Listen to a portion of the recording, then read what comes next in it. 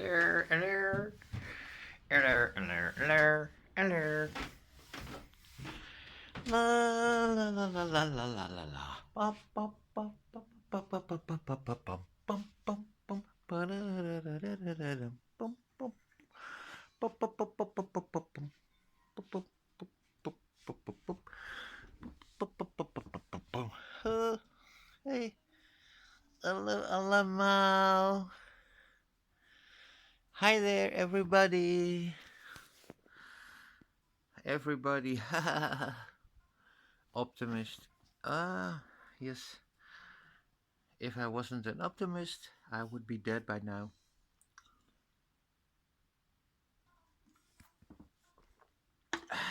But I am, so I'm not. Um, I'll try to do this one in English. Haha, that's a challenge. But if you don't face challenges, you'll never get anywhere. Um, I have made a mod for Morrowind. It started in 2005 when I was getting bored with the lack of challenge. That's better. And I added some challenge. And I may say I exaggerated a bit. And at first, the balance was pretty rough, which was fun for a while, but when every adversary takes a lot of effort and there are many adversaries, it's no longer a game. It's becoming a tedium. It's becoming work, and of course, gaming should be fun. Well, that's my humble opinion, and if anybody else thinks otherwise, then that's their challenge. My challenge was to get the balance right and have challenge, fun, and sense of power. Morrowind, of course, is a game where there are lots and lots and lots of stories, and some big ones, some small ones, some fun ones, some serious ones. And there is combat. And the combat was horrible after a while. When you're about level 10, 12, then hardly anything can hurt you seriously in the original game.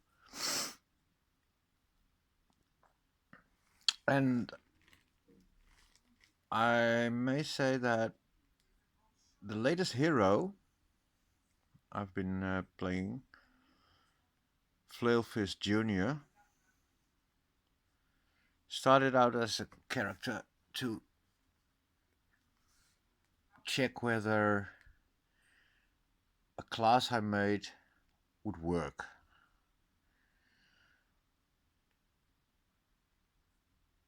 The idea was to stop playing that one because I was playing another one, Ilya, who was 40 plus something.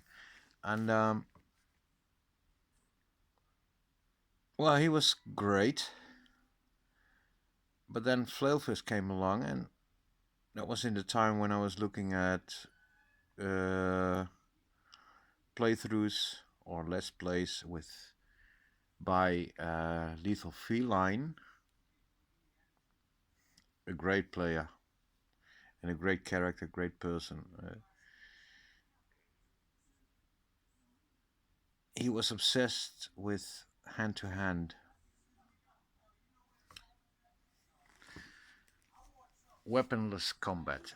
Well, of course, Morrowind offers that, and the Morrowind interpretation of implementation of hand to hand is first you lay them down, exhaust them, and then you do the damage. Morrowind Code Patch, of course, changes the balance slightly, and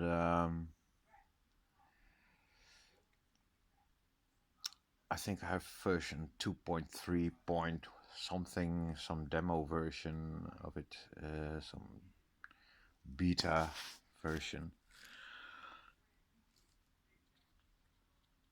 and it's brilliant.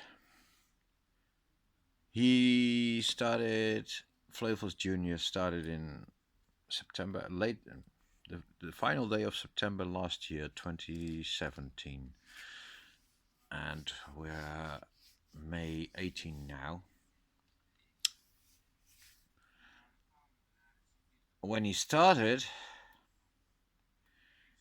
hand to hand was 5, which meant that hitting a mud crab would take a lot of effort before you finally landed a blow. And of course, he was very weak, being an Argonian. Didn't have much strength. Strength has influence on the damage you do. By now, well, the first mud crab or rat, I don't know, I don't remember exactly which was the first adversary he combated. I think it was a mud crab. It took him from level 5 to 15 on hand to hand. So that's a 10. And 10 means 5, a modifier of 5 when the next level up comes around. So in order to test things really well, I had to level him up a bit, and by the end of the year, he was level 25. I'm having a beer right now. I'm allowed to. At least that's what I think. I don't know where this is going. I have no idea where this is going.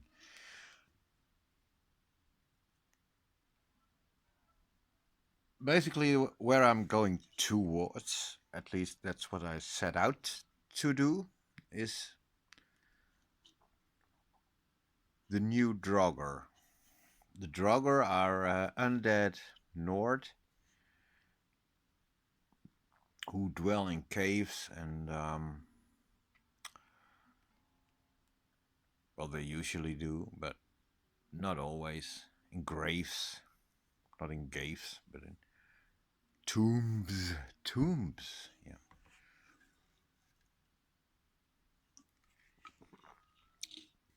Well, the mod is huge. And the Draugr has been the basic Draugr all this time, and I was thinking maybe I should add some challenge to that one as well, because they are beautifully animated and they deserve a stronger version. Well, maybe not one, but a family, a true family. I've made lots and lots of families. The original Cliff Racer stopped at Blighted, and that was about it. Which was a challenge at level 4, but at level 8, well, a Blighted Cliff Racer would be an annoyance and nothing more.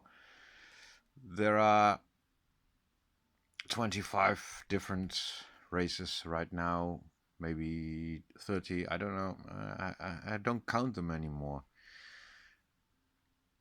And the culmination of the racer would be the Hell Racer,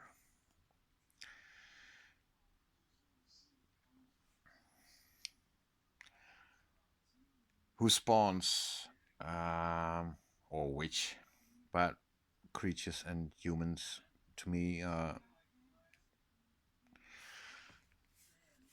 who anyway, whatever. The Hellraiser spawns nightmares, and nightmares are pretty tough. And when they deteriorate under your attacks, they spawn seedlings, spawns, um, which are pretty tough as well. And the Hellraiser just flies around at high speed, very high speed, and it spawns nightmares. And when you attack it, and it decays, it generates more nightmare races, and it's a fucking orgy of tremendous explosions, and there's is nothing like the original nuisance creature. It's so totally orgasm that, well, basically, when you walked into the water, there would be Draugr, and there would be fishes, and the fishes would die within 2 hits, or 1 when you were a bit stronger, and then the water was empty again, and you'd swim a bit on, and there would be another one, and the battle music would start again, and then you'd kill the one, and then there would be exploring music again, and then there would be another one. Well, when you're in the water now, there's a big chance you'll find yourself surrounded and eaten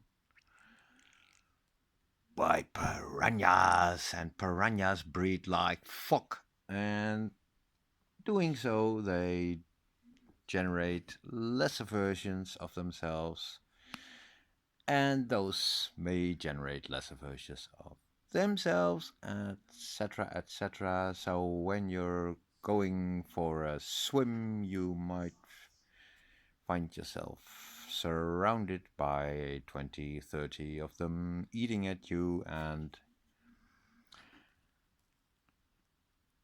being so many and so ferocious, they almost disable your ability to cast any healing spells or do anything. Even hitting such a creature is quite a challenge, because your hits are easily interrupted. Ah.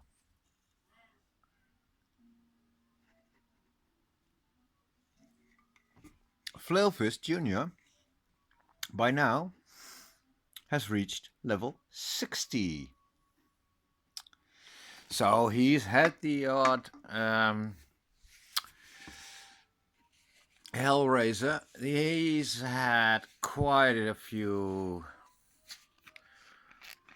piranha encounters, high level piranhas, because there's, of course, by this time you have level 5 or stage 5, and even stage 6 piranhas.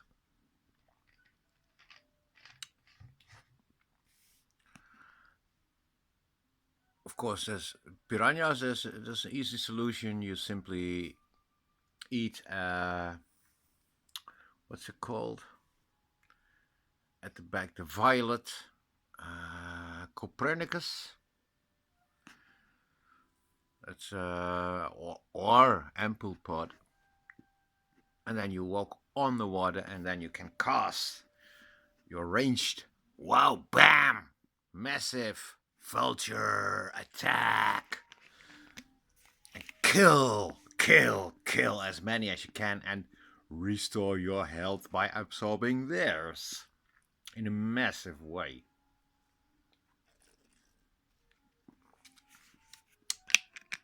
And instead of having corpses of dead animals lying around, which you have to plunder each one for themselves, the corpses vanish and leave behind their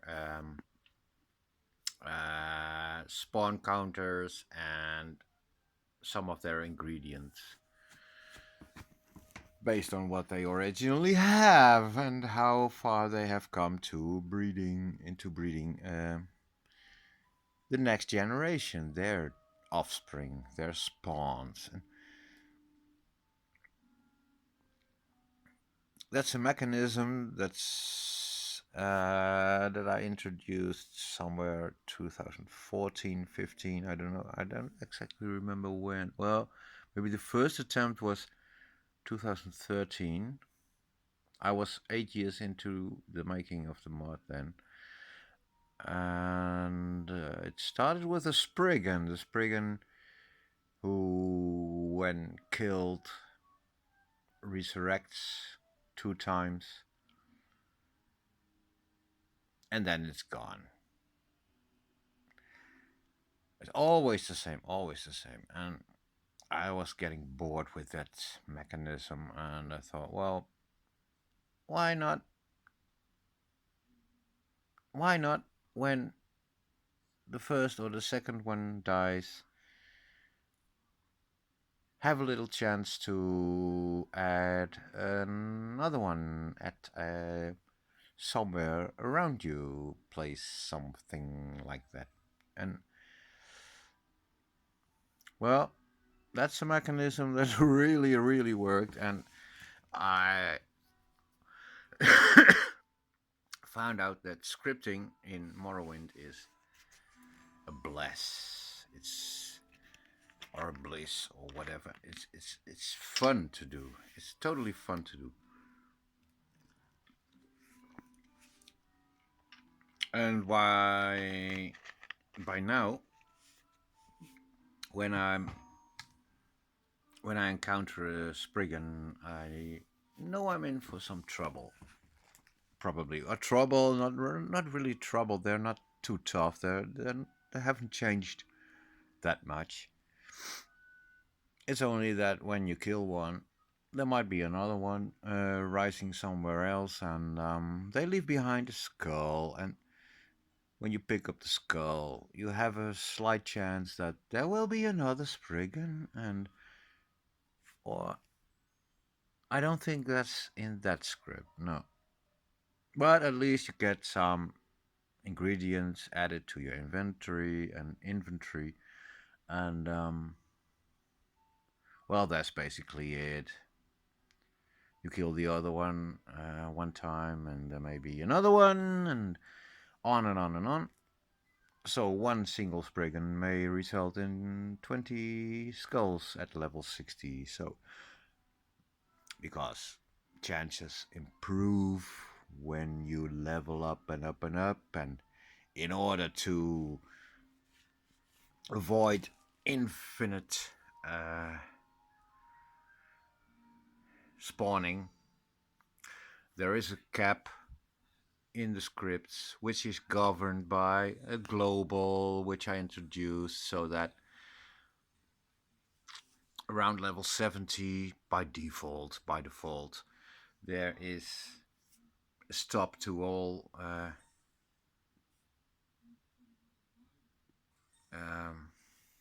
whatever. See, English is not my native language, you may have guessed by now. Anyway, all the spawning is governed and halted by that global. But of course, some heroes are stronger than the others, and some are weaker, and if you're nice to Mr. Welcome, Lord Welcome in Sedanin,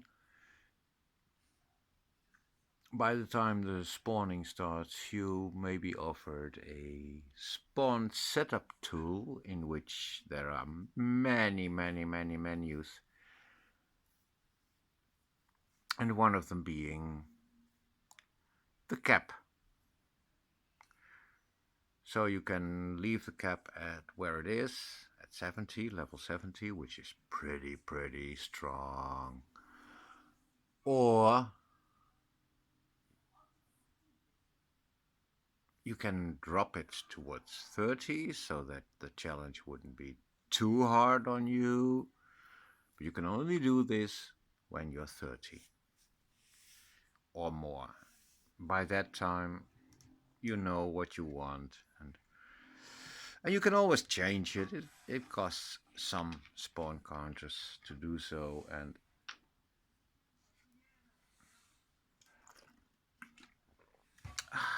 good beer, good beer. Aldi, thank you. Thank you, thank you, thank you, thank you, Aldi. It's basically this one. It's the cheapest beer in Holland, and this is the cheapest beer in Germany.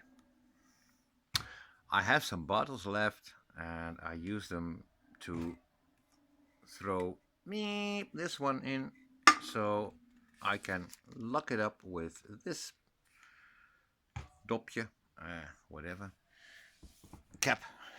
Well, that's a cap as well. Anyway,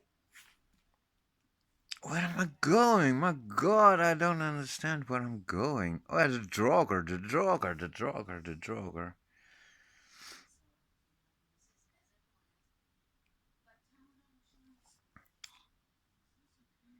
The Draugr. He's a boxer. He's a kicker. He's a kung fu artist.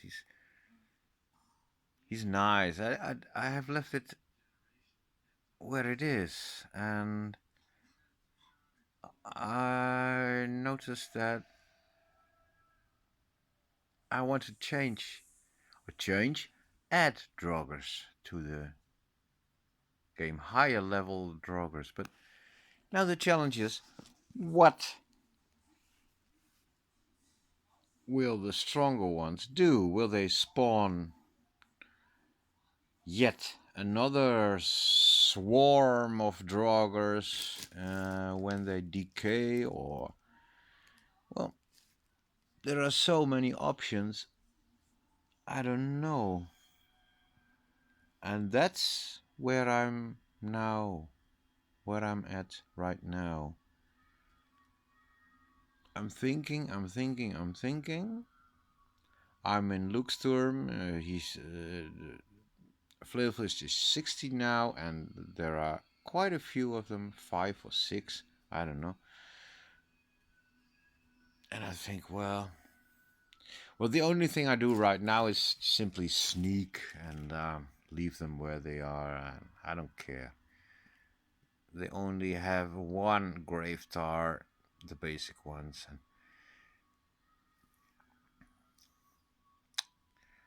and just now I was looking in the ESM. What are these Draugr? Well, there seem to be 2 versions of them. One is specifically designed for one single cave only, single tomb, the Kolbjorn, and I remember having been there, and it's empty with Flailfist and with the others. But why I was there, I don't remember. Maybe it was because of Geilir, who was Thormor's bane, curse, the sleepless curse, and I think it was that one.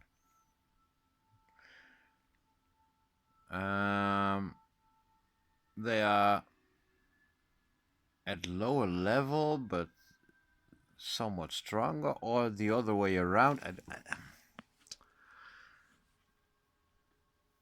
There are two Draugr in the resource, the ESM. The one is the BM, the Blood Moon Draugr, which is everywhere, and the other one is the Draugr without any prefix or suffix, except for the 01, Draugr 01, 01. And that's what, I don't know. That's the one I used for the list, which the freak list, which adds freaks from Blood Moon to the Solstheim Isles. That's abbreviation. So basically I picked the wrong one there. That's what I noticed right now, and I'll have to do the BMs so to generate a new family. But what will they do? Will they only be stronger like the wolves and the bears and whatever's, the bristlebacks? I've made new versions of those, and they are, all the difference is that they are slightly stronger, quite a bit stronger, and no scripting, no nothing. Some more ingredients maybe, and if you compare that to, say, the nightmare rat or the horror rat, which on decay generates restless spirits which vanish when you kill them. But by having hand to hand, you have the option to plunder their corpses before they vanish. And oh man, there's so many options to choose from. I'm considering right now. I'm considering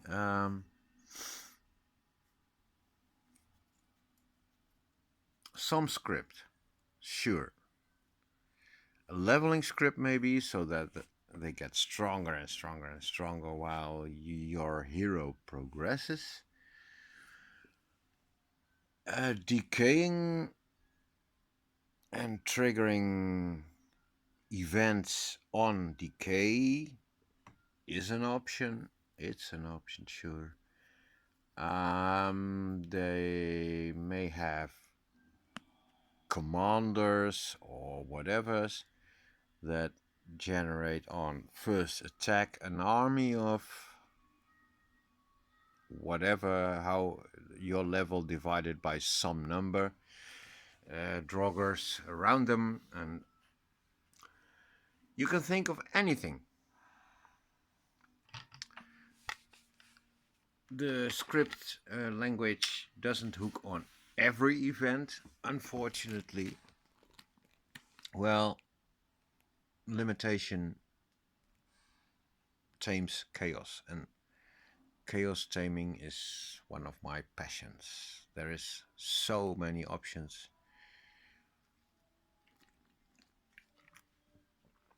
If they were limitless, you wouldn't be able to choose.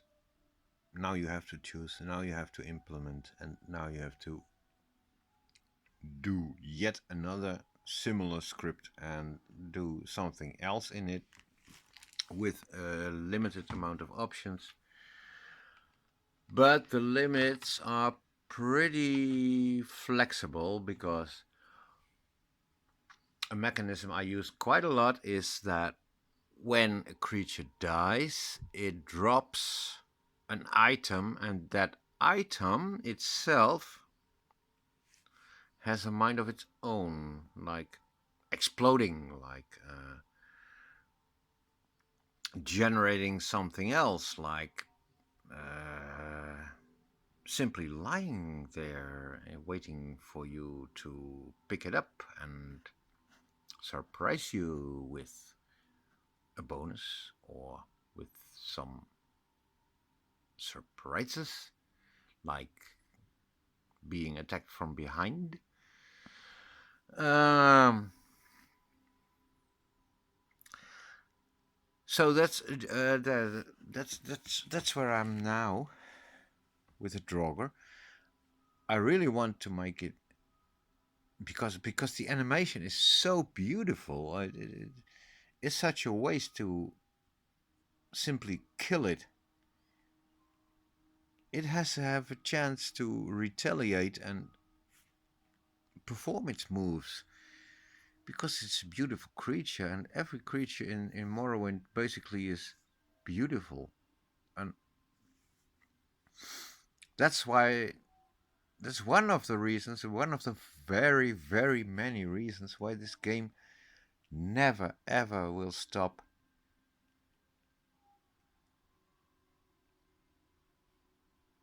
alluring me into yet another session of awe. And I made the mod so that the game would be more challenging. And by doing so, I introduced magics that were potentially there but never been used. Huge area explosions by adversaries. I don't call them enemies. They are adversaries. They are on the other side, and oh well, there's an option too that when you grow up and the adversary becomes too weak, it won't attack you anymore. That's another script that runs in the background, and you can trigger it in the setup tool. And there's so much in it, but Flailfish doesn't use that one. He simply kills everything with his huge, huge spells. But of course, there are friendly creatures as well. Lots and lots of them. And if you attack or hit accidentally a friendly creature, then you get a warning. It used to be a message box, but by now it's a dialogue. And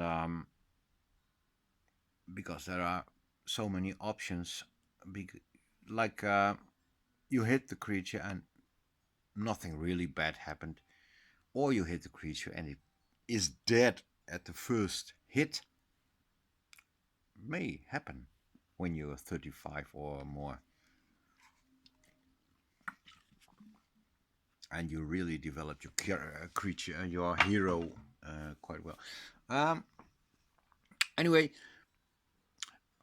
I can rant on about this for ever and ever and ever and ever, but I won't. I have a challenge. That's the Draugr. The Draugr will have stronger relatives. They will do something that hasn't been done yet in my mod. And when this is finished, I will have an even more addictive game. To me, it's addictive. It is. I can't stop it anymore. I don't want to stop it. Even I don't even care whether it stops or what.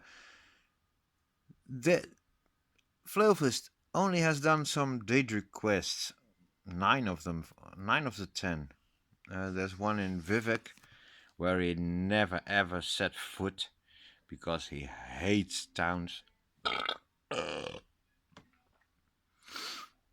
But he never ever. Well, the butler. The butler was in love. Okay, the butler was in love, and that's when he decided, okay, I'll go to Balmora. Okay, and I'll get the girl and bring her to you. And the butler was so in love, he couldn't do and think of anything else but the beautiful Argonian lady he saw there.